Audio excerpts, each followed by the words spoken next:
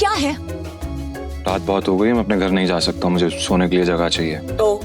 तो क्या, तुमने मुझे अपने मम्मी पापा से मिलने के लिए बुलाया था ना, तो तुम ही जगह दो सोने की। हेलो, तुम्हें क्या लगता है मैं फिर से तुम्हें अपने कमरे में आने दूंगी? तो मैं और कहाँ जाऊंगा? मुझे नहीं पता, जो करना करो, बट पैर हटाओ वरना मैं तोड़ दूंगी। अभिनव पहले तो नहीं डरा, पर जब दरवाजा उसके पैर को छूने ही वाला था कि उसने अपना पैर पीछे खींच लिया। अनन्या ने दरवाजा बंद किया और दूसरी तरफ से चिल्लाते हुए बोली, नौकरों की जगह ना मालिकों के कमरों में नहीं, घरों के स्टोर रूम्स में होती है। ये सुनते ही अभिनव को बुरा लगा, पर वो कर भी क्या सकता था। उसने बस बंद दरवाजे को देखा और हताशा से अपना सिर हिलाने लगा। अब आगे क्या होने वाला था? कहाँ सोने वाला था अभिनव? और क्या उसे इस घर में कभी इज्जत मिल पाएगी? और क्या होगा जब अनन्या के घर वालों को अभिनव की असली पहचान के बारे में पता चलेगा?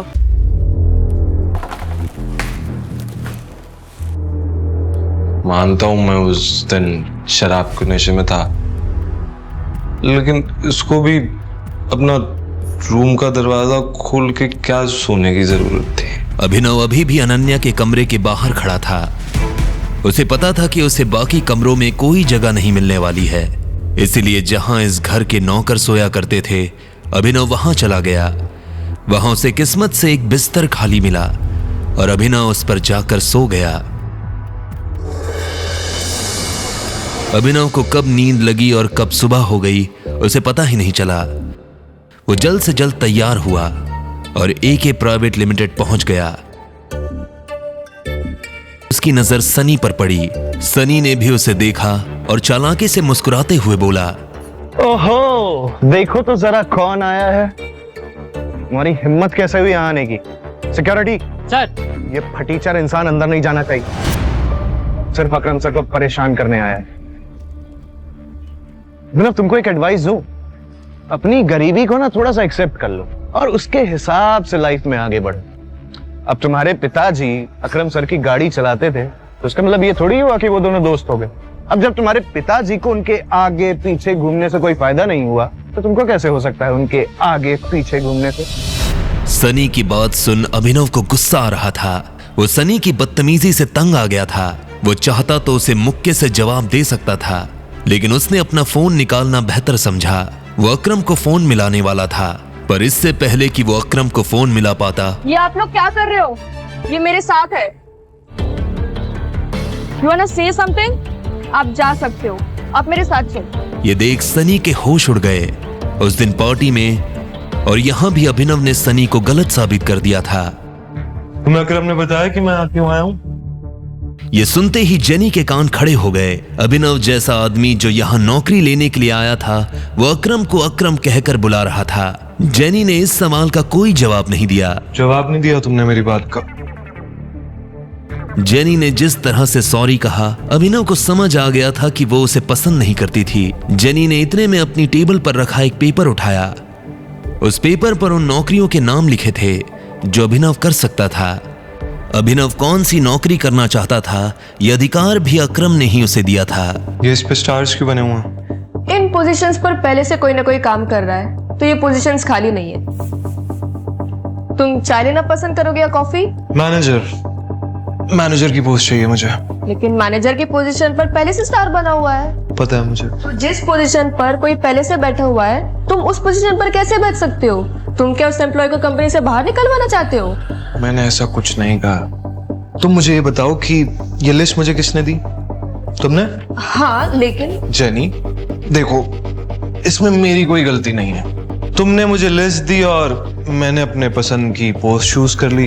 अब आगे क्या करना है वो तुम। वो जो मांग रहा था सोच समझ कर मांग रहा था। वैसे तो पूरी कंपनी ही उसकी थी।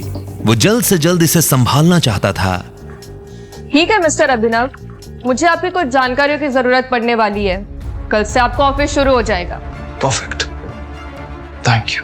लेकिन मोंटी के आ जाने से पहले वो ऐसा कुछ नहीं कर सकता था। ऐसे में उसने मैनेजर की पोस्ट ही मांग ली थी, ताकि वो अनन्या और उसके माता पिता के सामने अपनी काबिलियत साबित कर सके। सनी को अभी भी समझ नहीं आ रहा था कि आखिर अभिनव वहां क्या लेने आया था। उधर अभिनव को लगा कि अब कल से नौकरी पर जाने के लिए उसे नए कपड़ों की जरूरत पड़ने वाली है। कपड़ों के साथ साथ उसे अपना फोन भी बदलने की जरूरत थी। अकरम का दिया हुआ चेक उसकी जेब में ही रखा हुआ था। अब क्योंकि अनन्या के माता पिता आए हुए थे तो उनको और हरदेव पाल को दिखाने के लिए अभिनव जानता था कि उसे उनके साथ उन्हीं के घर में रहना पड़ेगा और नौकरों के कमरे में सोना पड़ेगा।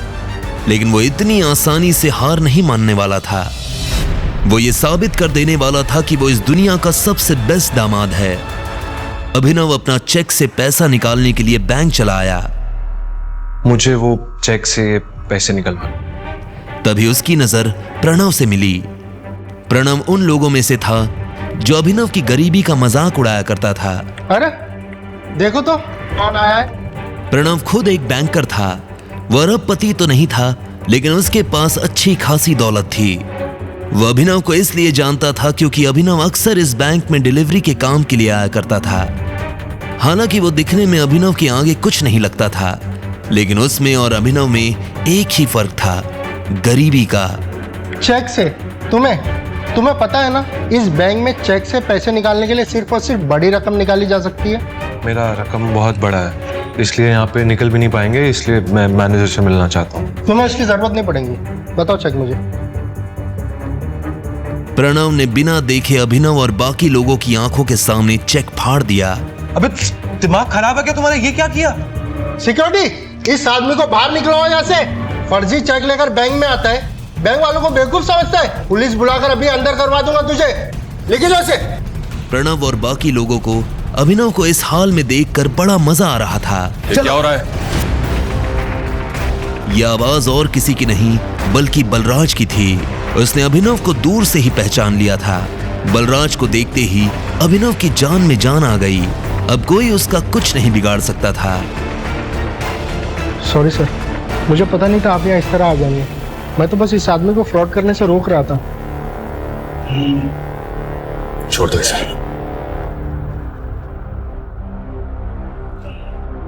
अभिनव चुपचाप बलराज के पीछे चला जा रहा था। प्रणव और बाकी लोगों को समझ नहीं आ रहा था कि बलराज अभिनव को अपने साथ क्यों ले जा रहा था। जब प्रणव भी उनके पीछे जाने लगा तो बलराज ने पलट कर कहा, मैंने तुमसे कहा मेरे साथ आने के लिए। नहीं सर।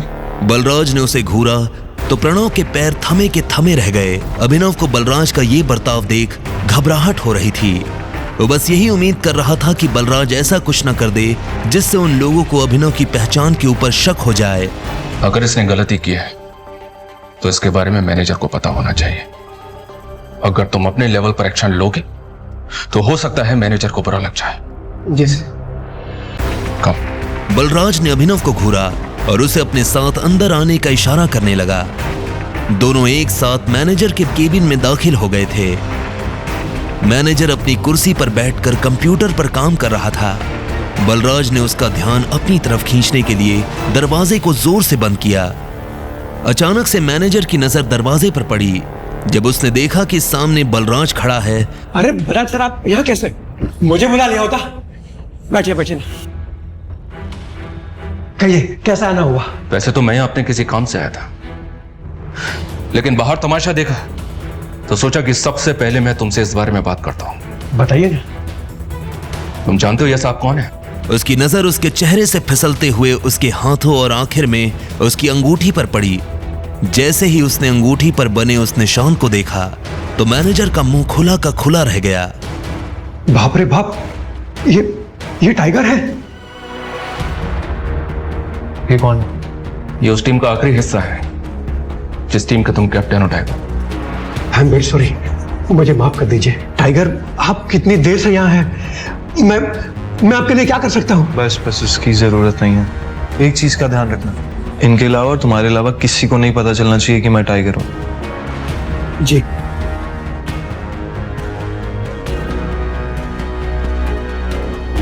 टाइगर, आपको देख के बहुत अच्छा लगा। अब आप यहाँ पे हैं तो जरूर आप हमें मुसीबत से बाहर निकालेंगे ही। वो तो ये कर ही लेंगे, पर सबसे पहले तुम्हें अपने काम करने वालों को सबक सिखाना होगा, क्योंकि अगर मैंने अपने तरीके से सबक सिखाया तो तुम अच्छी तरह से जानते हो क्या होगा। क्या हुआ? क्या किया उन्होंने? और अभिनव के साथ जो हुआ उसने मैनेजर को सब बता दिया। ये सुनते ही मैनेजर का खून खौल उठा। तब इधर एक हट्टा कट्टा सा आदमी काला चश्मा लगाकर खड़ा था। उसकी आंखों पर चश्मा, गले में सोने की मोटी चेन। अभी अभी खबर मिली है कि टाइगर लौट आया है। आप कहें तो अभी नहीं, अभी अभी तो आया है, थोड़ा उछलने कूदने दो, पर हाँ, इस बार पिंजरे में डालने की गलती मत करना।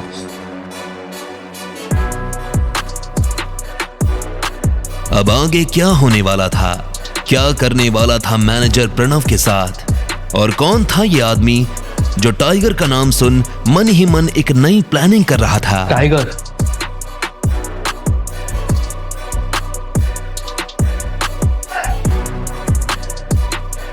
आगे की कहानी जानने के लिए देखें अगला एपिसोड सिर्फ पॉकेट एफएम के यूट्यूब चैनल पर, और द रिटर्न ऑफ टाइगर के सारे एपिसोड्स को सुनने के लिए डिस्क्रिप्शन में दी लिंक से डाउनलोड करें पॉकेट एफएम ऐप।